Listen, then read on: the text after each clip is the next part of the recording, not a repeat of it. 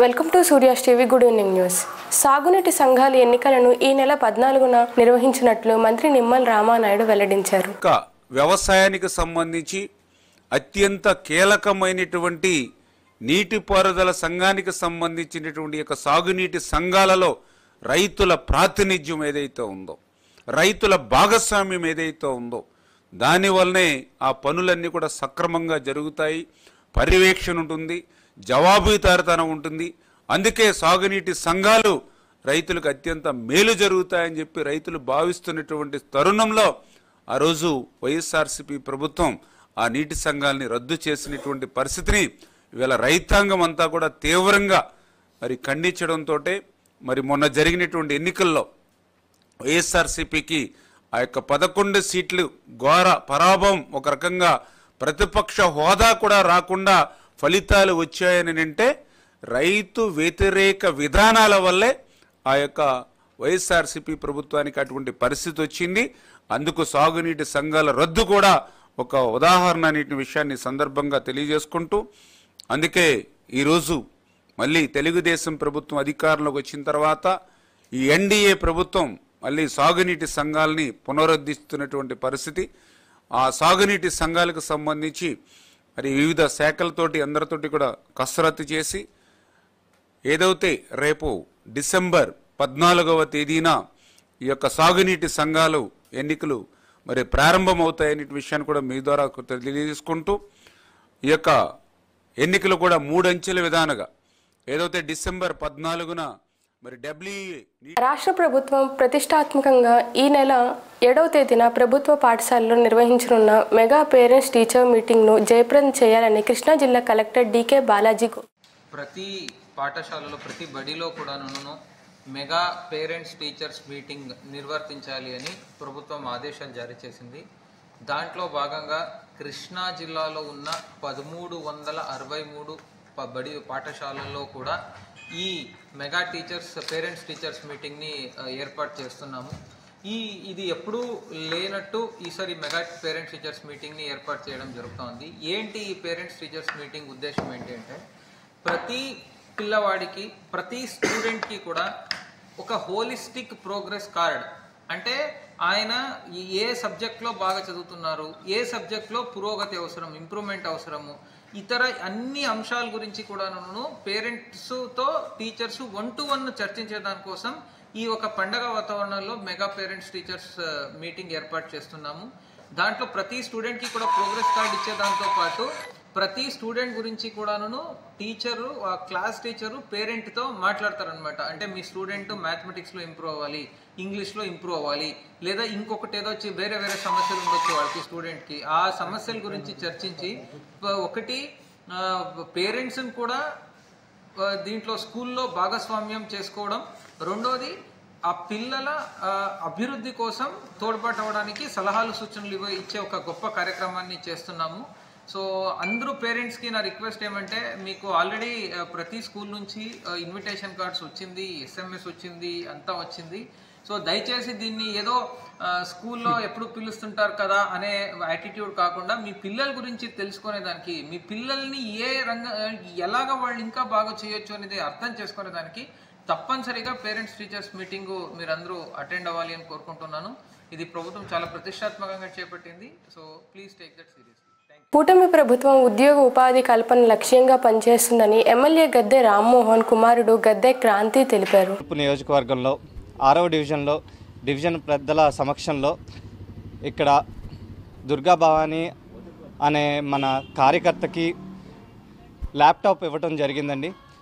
ఇప్పుడు మన కూటమి ప్రభుత్వం వచ్చిన తర్వాత ఉద్యోగ కల్పన అనేది ఒక దీక్షగా పట్టుకుని ఎవరికి వారు సొంతగా వారి బిజినెస్లు పెట్టుకోవాలని, అలాగే అందరికీ ఏదో ఒక రకంగా ప్రతి నెల ఇన్కమ్ ఉండాలని ముందుకు సాగుతున్న ఈ ప్రభుత్వంలో ఎవరికైనా ఇలాంటి ఇబ్బందులు ఉంటే ఇప్పుడు దుర్గా భవానీ పబ్లిషర్స్ దగ్గర ఉద్యోగం చేయడానికి ముందుకెళ్తుంది.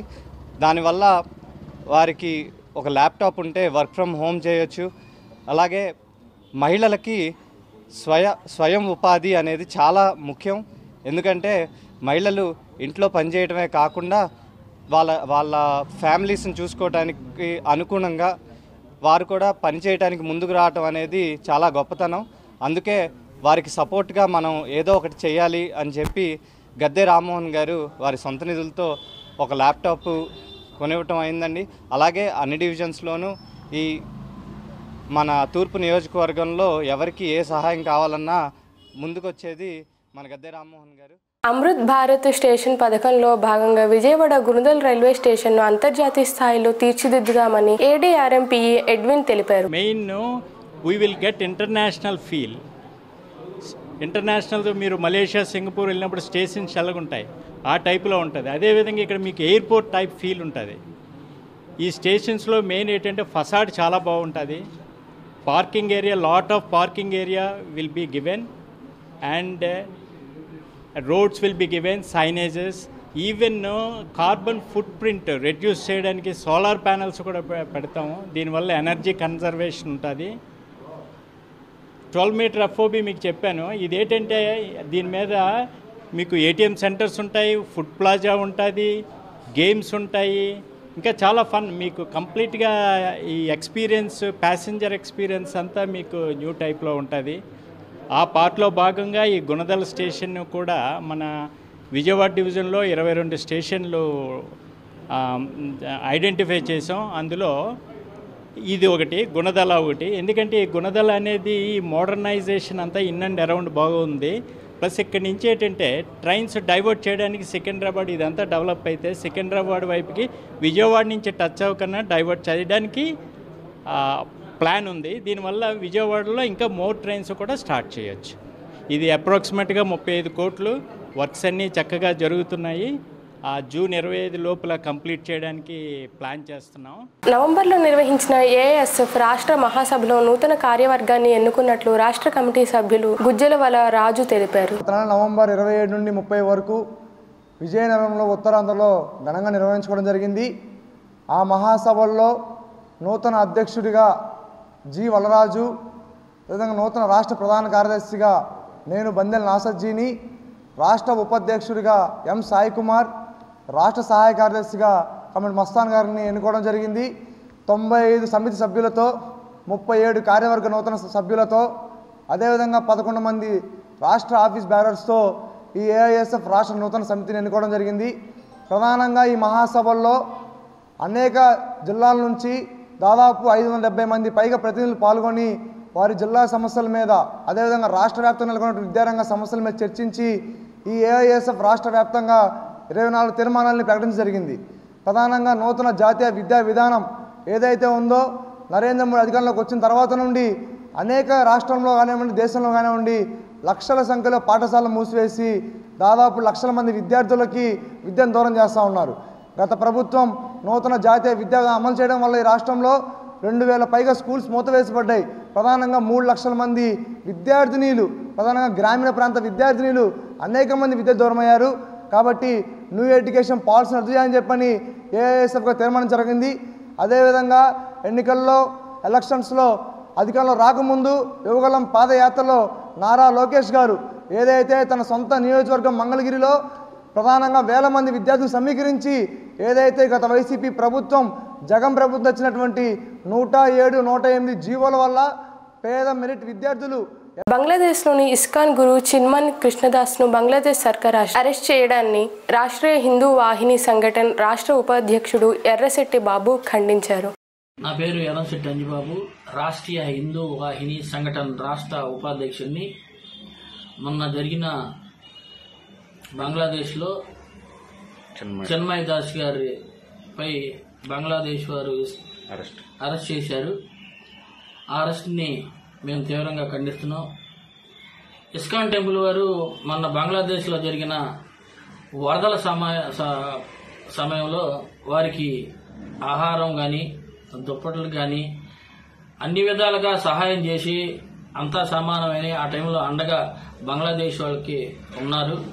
అలాంటి వారిపై, హిందుత్వాన్పై ఈ బంగ్లాదేశ్ వారికి ఎందుకని ఎలాగా వచ్చిందో అర్థం కావట్లేదు. హిందుత్వాన్ని భారతదేశం మొత్తం కూడా ఏకదాటిమే ఉన్నారు. హిందుత్వం గురించి బంగ్లాదేశ్ వారు ఇస్కాన్ టెంపుల్ వారిపై చేసిన చర్యని మేము ఖండిస్తున్నాం. వాళ్ళు బంగ్లాదేశ్ వారు కూడా ఇప్పుడైనా సరే దాన్ని ఆలోచించి ఇలాంటి కేసులు కానీ ఇలాంటి పెట్టడం కరెక్ట్ కాదని తెలియపరుస్తున్నాం. ఈ గతంలో కూడా ఎక్కడికి వెళ్ళినా కూడా భారతీయులంతా కూడా అన్ని చోట్ల కూడా అందరికీ ఈ వార్తలు ఇంతటితో సమాప్తం.